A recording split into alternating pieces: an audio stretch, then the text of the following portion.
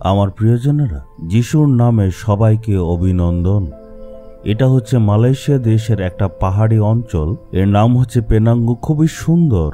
দেখুন প্রভুর সৃষ্টি কতই না সুন্দর। আর সেখান থেকে আজ আমি প্রচার করছি। এখানে আসলে খুবই ভালো লাগে, কারণ যদি ভালো করে দেখেন দেখবেন সমুদ্র আছে, পাহাড় আছে। খুবই সুন্দর একটা জায়গা। এটা হচ্ছে একটা পাহাড়ি অঞ্চল আর অনেক পর্যটকরা আসে। আপনিও কখনো এখানে আসতে পারেন। আসলে দেখবেন আপনারও খুবই ভালো লাগবে। আজকে আমরা দেখব যাত্রা পুস্তক 34 অধ্যায়ের 10 পদে ঈশ্বর কি বলতে চাইছেন। আমি সদাপ্রভু তোমার জন্য যে কাজ করব তা কতই না অসাধারণ। আজকে ঈশ্বর আপনাকে বলছেন, আমার ছেলে, আমার মেয়ে, আমি তোমার সঙ্গে থাকব আর তোমার সঙ্গে থেকে অসাধারণ কাজ করব। আমাদের জন্য উনি অসাধারণ কাজ করবেন।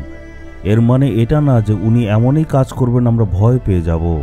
অসাধারণ কাজ করবেন এর অর্থ হলো যে উনি এমন কাজ করবেন আমরা আশ্চর্য হয়ে যাব। আজকে ঈশ্বর বলছেন আপনার জন্য ও আপনার দ্বারা অসাধারণ কাজ করবেন। যখন ইসরায়েলিরা মিশর থেকে বেরিয়েছিল তখন ঈশ্বর তাদের সঙ্গে থেকে লোহিত সাগরকে দুভাগ করে দিলেন। তাদেরকে শুকনো মাটি দিয়ে নিয়ে আসলেন। এটা অসাধারণ কাজ। মিশর দেশের সব শত্রুদেরকে সমুদ্রের মধ্যে ডুবিয়ে দিলেন। এটা অসাধারণ কাজ। আর তাদেরকে যাতে সুরক্ষিতভাবে রাখতে পারে তার জন্য ঈশ্বর আশীর্বাদ করলেন আর আশ্চর্য কাজ করলেন। আপনি ভাবছেন আপনার জীবনে কি এই সব জিনিস কি সম্ভব? হ্যাঁ, নিশ্চয়। আজকেই আপনি দেখবেন আপনার সকল অভাব, আপনার নিন্দা অপমান পাল্টে দিয়ে আশ্চর্য কাজ করবেন। ঈশ্বর আপনার জন্য আজকে একটা অসাধারণ কাজ করবেন।